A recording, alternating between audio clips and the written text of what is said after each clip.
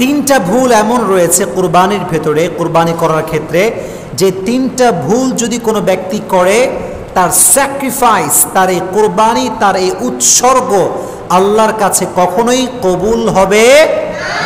3 categories of mistake, তিনটা ভুল আছে এরকম। নাম্বার 1 যে ভুলটা আমরা করি কুরবানির ক্ষেত্রে, লট অফ পিপল আমাদের ভেতরে আছে যারা কুরবানি করে শুধুমাত্র গোস্ত খাওয়ার নিয়তে। কথা বলেন, এরকম লোক আছে না নাই? শুধু গোস্ত খাওয়ার নিয়তে কুরবানি করে, যে অনেকগুলো গোস্ত হবে, নিজে খাবো, ছেলেকে খাওয়াবো, সন্তানদেরকে খাওয়াবো, এলাকাবাসীকে গোস্ত খাওয়াবো। ও যে এটা আল্লাহর জন্য করছে, হি হ্যাজ নো ইন্টেনশন, এটা নিয়ত নাই তার নিয়ত হচ্ছে শুধু গোস্ত খাবো। আচ্ছা বলেন, শুধুমাত্র গোস্ত খাওয়ার নিয়ত যদি কোনো ব্যক্তি বিশাল বড় গরু জবাই করে, আপনারা বিবেক থেকে জবাব দিবেন, গোস্ত খাওয়ার নিয়তের কুরবানি কখনো কি কবুল হতে পারে? Set your intention. কুল ইন্না সলাতি ওয়া নুসুকি ওয়া মাহইয়ায়া ওয়া মামাতি লিল্লাহি রাব্বিল আলামিন। আল্লাহ বলছেন, নবী আপনি বলেন, আমার নামাজ, আমার কুরবানি, আমার জীবন, আমার মরণ, এই সব কিছু একজনের জন্য জবান করে বলেন, তিনি কে? সো স্যাক্রিফাইস করার পূর্বে, কুরবানি করার পূর্বে, firstly you have to set your intention that you are doing everything just to achieve the satisfaction of your Lord. আপনি যে কুরবানি করছেন, আপনি যে আমলটা করছেন, এটা শুধুমাত্র একজনের সন্তুষ্টি পাওয়ার জন্য করছেন, তিনি কে? আল্লাহর জন্য আমরা করছি। তাহলে 1 নাম্বার, গোস্ত খাওয়ার নিয়তে কুরবানি করব এরকম কোনো নিয়ত মনের ভেতরে রাখা যাবে না। ইখলাস থাকতে হবে যে আমি একমাত্র আল্লাহর জন্য করছি। নিয়ত করতে পারবেন তো ইনশাআল্লাহ?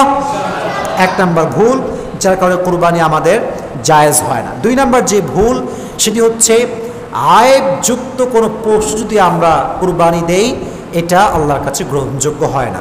এখন যে কোনো পশুর ভিতরে অনেক দোষ থাকতে পারে, অনেক ত্রুটি থাকতে পারে। এই ত্রুটিগুলোর ক্ষেত্রে অনেকগুলো ব্যাখ্যা আছে, সেটা আমি নেক্সট টাইমে বলবো। তবে কোনো পশু যদি শরীয়ত কর্তৃক এমন কোনো দোষ পশুর ভিতরে পাওয়া যায় যেই দোষটা থাকলে কোরবানি জায়েজ হয় না, এমন কোনো পশু যদি কেউ কোরবানি করে, তার কোরবানি আল্লাহর কাছে কখনোই অ্যাকসেপ্টেবল, গ্রহণযোগ্য হবে না। 2 নাম্বার ভুল, আয়েবযুক্ত পশু কিংবা দোষযুক্ত পশুকে কোরবানি দেওয়া। তাহলে আমরা ট্রাই করব একদম ভেজালহীন গরু, যার ভেতরে কোনো ত্রুটি এমন নেই যেটা শরীয়তের পক্ষ থেকে নিষেধাজ্ঞা জারি করা হয়েছে, এরকম পশু আমরা সকলেই কোরবানি দেওয়ার চেষ্টা করবো। আল্লাহ আমাদের সবাইকে তৌফিক দান করুক, সকলেই পড়েন আমিন। 2 নাম্বার। 3 নাম্বার আর একটা মারাত্মক বড় ভুল, যেটি আমাদের বলা যেতে পারে প্রায় 50% লোকের এই ভুলটা হয়। আপনারা সকলে এই ভুলটা শুনবেন তো ইনশাআল্লাহ? সেটি হচ্ছে, অনেকেই দেখবেন কোরবানি দেয় বিশাল বড় গরু, 2 লাখ টাকা দাম, 3 লাখ টাকা দাম, মানুষ দেখলেই তাকায় থাকে, কি সুন্দর গরু, কি সুন্দর বডি। কিন্তু দেখা যায় ম্যাক্সিমাম পিপল তারা এটা কোরবানি দেয়, তাদের সোর্সটা হচ্ছে হারাম, ইনকামটা হচ্ছে হারাম। মনে করেন আপনি ঘুষ খান, আপনি কি খান? এখন ঘুষের টাকা পাইছেন 2 লাখ টাকা, ভাবতেছেন কি করব 2 লাখ টাকা দিয়ে, যা এবার 2 লাখ টাকা ঘুষের টাকা কুরবানি দিলাম। কি দিয়ে দিলাম? কুরবানি দিয়ে দিলাম। আচ্ছা বলেন, ঘুষের টাকা যদি আপনি কুরবানি দেন, এটা কি আল্লাহর কাছে কখনো কবুল হবে? কবুল হবে না এটা। এজন্য your earn money source it should be হালাল। আপনি যে ওয়েতে ইনকাম করছেন এটা হালাল হতে হবে। যদি হালাল না হয়, তাহলে এই হারামের টাকা দিয়ে কুরবানি করলে কখনোই আমাদের কুরবানি আল্লাহর কাছে গ্রহণযোগ্য হবে না। তাহলে 1 নাম্বার ভুল, আমরা গোস্ত খাওয়ার নিয়তে কুরবানি করব না। 2 নাম্বার ভুল, আমরা দোষযুক্ত কোনো প্রাণীকে কুরবানি দিব না। 3 নাম্বার যে ভুলটা আমরা করব না, সেটি হচ্ছে হারাম টাকায় উপার্জিত টাকা দিয়ে কখনোই আমরা কুরবানির পশুকে ক্রয় করব। আল্লাহ আমাদের এই 3টা ভুল থেকে বেঁচে থাকার তৌফিক দান করুক, সকলেই পড়েন আমিন। আসতে বললেন কেন? সকলেই জোরে বলেন আমিন। এই তো মাশাআল্লাহ। এবার আসেন, লাস্ট একটি বিষয় আমরা কথা বলবো, তারপরে আমরা দোয়া করব। দোয়া করে বাসায় ফিরে যাবেন তো সকলে ইনশাআল্লাহ? আচ্ছা, এটি খুবই গুরুত্বপূর্ণ বিষয় এবং লাস্ট টপিক, সেটি হচ্ছে ঠান্ডা মাথায় শুনবেন। আমরা কিন্তু অনেক সময় কষ্ট পাই জীবনে। কষ্ট প্রিয় ভাইরা আমরা পাই কি পাই না? পাই। মনে করেন আমার আব্বা মরে গেছে ফর এক্সাম্পল, অথবা আপনার কোনো সম্পর্ক কারোর সাথে ছিল, বন্ধুত্বের সম্পর্ক হতে পারে, যে কোনো রিলেশনশিপ হতে পারে, কষ্ট আমরা পাই। তো অনেক সময় দেখা যায় যে আমরা এত বেশি কষ্ট পাই যে আমরা ভেঙে পড়ি, আমাদের কিছু করার থাকে না, কেউ যে মোটিভেট করবে এরকম কাউকে পাওয়া যায় না। এজন্য কষ্ট পেলে কি করণীয় আছে, কি করলে কষ্ট কমবে, আজকে আমরা এই বিষয়ে কথা বলবো। সকলে শুনবেন তো ইনশাআল্লাহ? যদি কখনো আপনি আপনার লাইফে কষ্ট পান, এটা যে কোনো ওয়েতে হতে পারে, যে কোনোভাবে এই কষ্ট হতে পারে, কষ্ট দূর করতে আপনি সব সময় ইসলামিক ওয়েতে 5টা টিপস অ্যাপ্লাই করবেন। যদি বলেন কয়টা টিপস? আমি আপনাকে মোটিভেট করার জন্য বলছি, 5টা টিপস যদি কেউ কষ্ট পাওয়ার পরে অ্যাপ্লাই করে, আশা করা যায় তার জীবনে আর কোনো কষ্ট থাকবে না। সকলেই বলেন ইনশাআল্লাহ। 1 নাম্বার, যদি কখনো কোনো কষ্ট পান, এটা যে কোনোভাবেই হতে পারে, কোনো একটা সম্পর্ক ছিল, কাছের মানুষ কষ্ট দিয়েছে বা প্রিয় মানুষ কষ্ট দিয়েছে, কোনো একটা জিনিস হারিয়ে ফেলেছেন, অনেক কষ্ট পেয়েছেন আপনি, প্রথমে আপনি যে কাজটা করবেন সেটা হচ্ছে you have to put your trust on your lord. আল্লাহর উপরে ভরসা রাখতে হবে যে আমার লাইফে ভালো যা ঘটে, খারাপ যা ঘটে, এটা সব কিছুই ক্ষমতা একজনের হাতে। তিনি কে? তো যখন কষ্ট পেয়েছেন, ভালো করে বলছেন, আমার দিকে তাকান, যখন কষ্ট পেয়েছেন আপনি বলবেন আল্লাহ যা হয়েছে ভালোর জন্য হয়েছে, তুমি যা করেছো এটা ভালোর জন্যই করেছো, আমার তোমাকে নিয়ে কোনো অভিযোগ নাই, আমার জীবনে যা ঘটেছে আমি সেটার জন্যই পড়ছি আলহামদুলিল্লাহ। সকলে একবার পড়েন তো মন থেকে আলহামদুলিল্লাহ। Put your trust on your lord. আল্লাহর উপরে বিশ্বাস করেন যে আল্লাহ আমার জীবনে যা তুমি ঘটাবা এটা নেওয়ার জন্য আমি প্রস্তুত, এটা আমি মন থেকে মেনে নিলাম। দেখবেন আপনার ভালো মন্দ সব কিছু যখন আপনি আল্লাহর উপরে ছেড়ে দিবেন যে আল্লাহ যা করেছে ভালোর জন্যই করেছে, দেখবেন যে আপনার যেই পেইন, আপনার যে কষ্ট, এটা অটোমেটিক্যালি হালকা হয়ে যাবে। সুবহানাল্লাহ পড়েন। আল্লাহর উপরে বিশ্বাস সকলে রেখে চলবেন তো ইনশাআল্লাহ। 1 নাম্বার। 2 নাম্বার যে কাজটি কষ্ট পেলে করবেন সেটি হচ্ছে keep your self busy. Keep your self busy, নিজেকে ব্যস্ত রাখেন। কষ্ট পেয়ে গেছেন, আঘাত পেয়ে গেছেন, বউ ছেড়ে চলে গেছে, এটা রিলেশনশিপ ছিল, ব্রেকআপ হয়ে গেছে, যে কোনোভাবে আপনি কষ্ট পেয়েছেন, কিপ ইউর সেলফ বিজি, নিজেকে কাজে ব্যস্ত রাখেন। যে কোনো কাজ হতে পারে, এটা আপনার পছন্দের কাজ হতে পারে, যে কোনো কাজে হোক, খেলাধুলা হোক, বন্ধুর সঙ্গে আড্ডা হোক, যে কোনো কাজে just try to keep your self busy, নিজেকে ব্যস্ত রাখেন, দেখবেন কষ্ট হালকা হবে।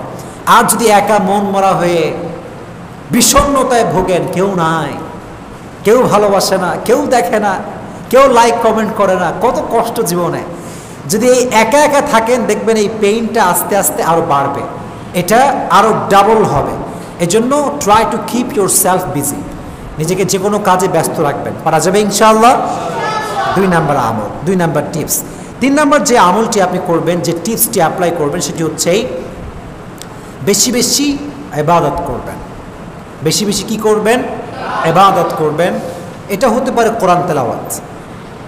মনে করে আপনি অনেক কষ্ট পাইছেন, আপনার বন্ধু বান্ধব, আব্বা আম্মা পাশে কেউ নাই, আপনি টোটালি ডিপ্রেসড এবং আপনি ছ্যাঁকা খাইয়া বেকা, অবস্থা খুবই খারাপ আপনার। এই সময় আপনি সবাইকে শেয়ার করবেন না বিষয়টা, কোরআনটা হাতে নেবেন, সুন্দর করে অজু করে গোসল করে কোরআন তেলাওয়াত করবেন, কোরআনটা বুকের সঙ্গে একদম চেপে ধরে রাখবেন। দেখবেন আল্লাহর কসম করে বলতে পারি, কোরআন আপনাকে যে সুখটা দিবে, যে শান্তি দিবে, যে পিস অফ মাইন্ড দিবে, যে পিস অফ হার্ট দিবে, আল্লাহর কসম পৃথিবীর কোনো স্বার্থবাজ মানুষ আপনাকে সেই শান্তি দিতে পারবে না, অসম্ভব এইটা।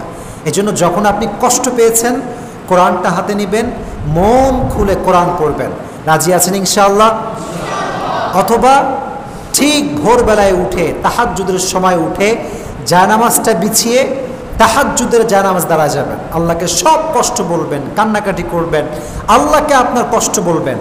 Try to worship more and more, বেশি বেশি ইবাদত করবেন, দেখবেন যে কষ্ট আপনার জীবনে ছিল এটা হালকা হয়ে যাবে। তাহলে 1 নাম্বার বিশ্বাস আমরা জানলাম, 1 নাম্বার উপায় জানলাম যে বিশ্বাস রাখতে হবে, 2 নাম্বার জানলাম নিজেকে ব্যস্ত রাখতে হবে। 3 নাম্বার জানলাম বেশি বেশি ইবাদত করতে হবে। বল বেশি বেশি কি করতে হবে? ইবাদত করতে হবে। 4 নাম্বার হচ্ছে spend your time with good people. যদি কষ্ট বেশি পেয়ে যান ভালো মানুষের কাছে যাবেন। কি মানুষের কাছে যাবেন প্রিয় ভাইয়ারা?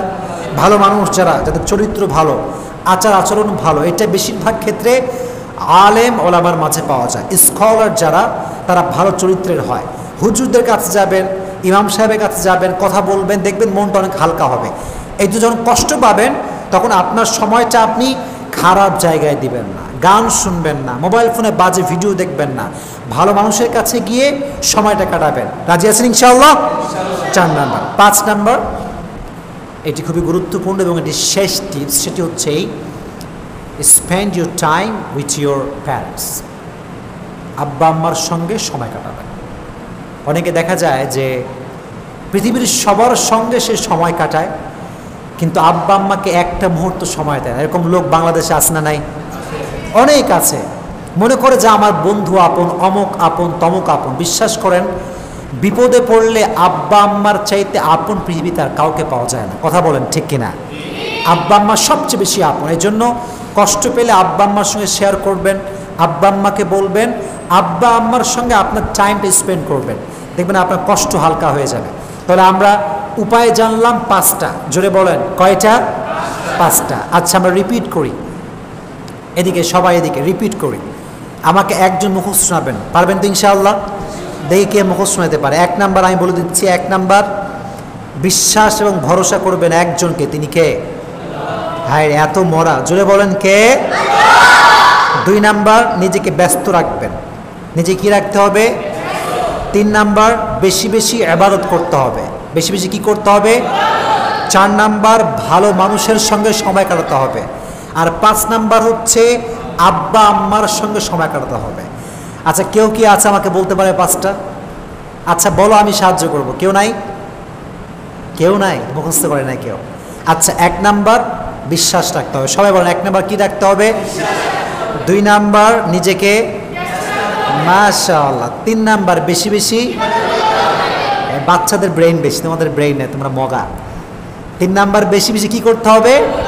ইবাদত করতে হবে। মজা করলাম। 4 নাম্বার হচ্ছে ভালো মানুষের সঙ্গে, এই তো মাশাআল্লাহ। 5 নাম্বার, বাবা মায়ের সঙ্গে সময় কাটাতে হবে। দেখছেন এই বাচ্চাদের নলেজ বেশি, মাশাআল্লাহ। তো আল্লাহ যেন আমাদের সবাইকে এই কাজগুলো মানা এবং বোঝার এবং আমল করার তৌফিক দান করে। আমরা সকলেই পড়ি আমিন।